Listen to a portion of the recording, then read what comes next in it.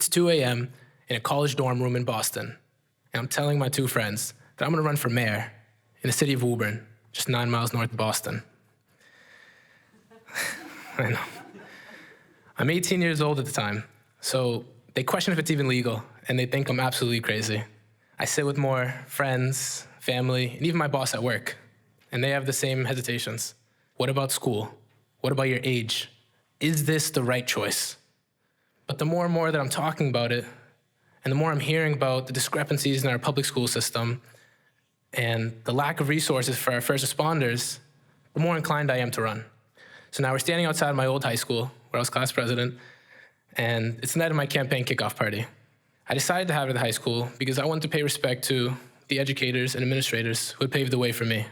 That night, I prepared a very long speech and was feeling very excited because I had over 100 people come out listening to what I had to say and showing support for the things that I cared about. But at the end of the night, when we counted the money that we raised, not only did we not raise a lot of money, we actually lost money because of that event. And it was pretty tough. I questioned if I made the right choice and if friends and family were right about me running. But a few friends and mentors reminded me of former President Obama, who was able to put together a campaign with over 2 million volunteers across the country, knocking on doors for him, calling voters, spreading the word about his campaign. So I decided to do that. I brought along a ton of student volunteers. They were knocking on doors for me. They were calling voters. The community was coming out. People were listening. We kept costs as low as possible, and I was feeling pretty good. But I also knew it wasn't going to be an easy race. I was going up against the incumbent, who has been in office for about 14 years, and city councilor who had been in office for about a decade. On top of that, I was campaigning at weird hours outside of my 9 to 5, while also trying to make sure I was getting my homework in on time.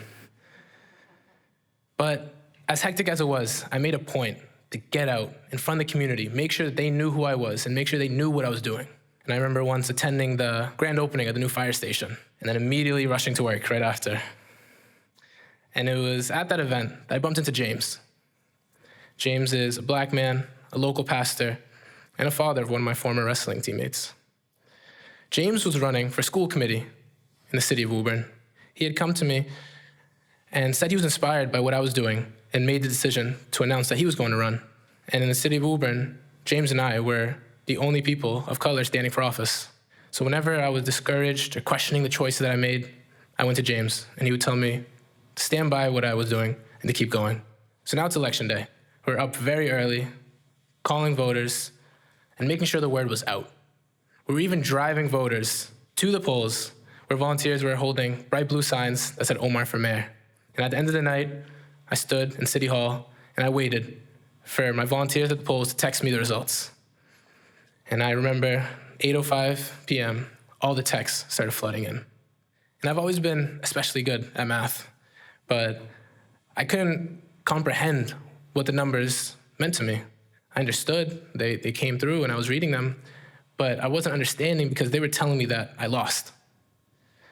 And it was incredibly devastating, especially because up until that point, I hadn't truly failed at anything. And later that night, I was at home, I was reflecting, and I was thinking about the choice that I made, the decisions that I was going through the entire campaign, and if I made the right choice to even run at all.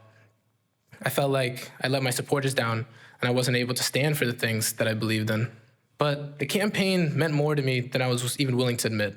I felt like I needed to win because the choices that people like me make need to be the right ones.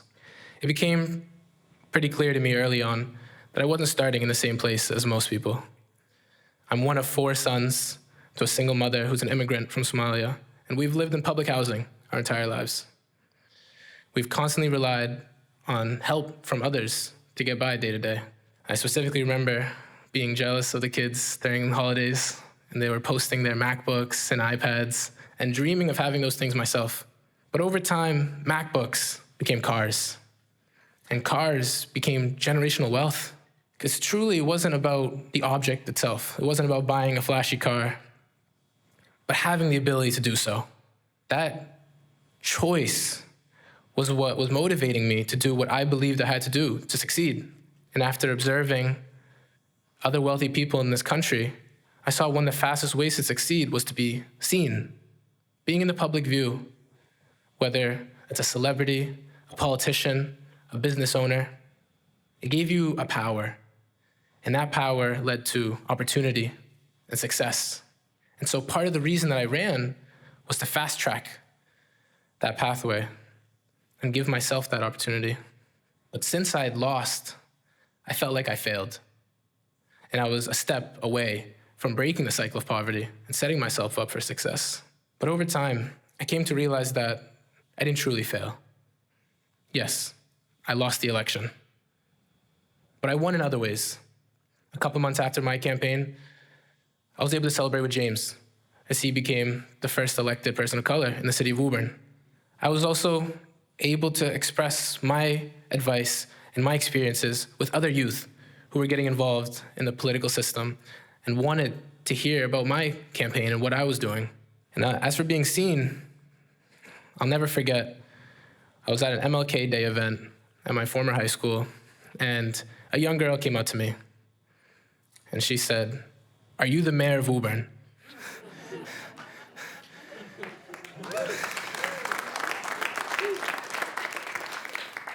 And I said no, and it especially hurt because standing right next to me was the actual mayor.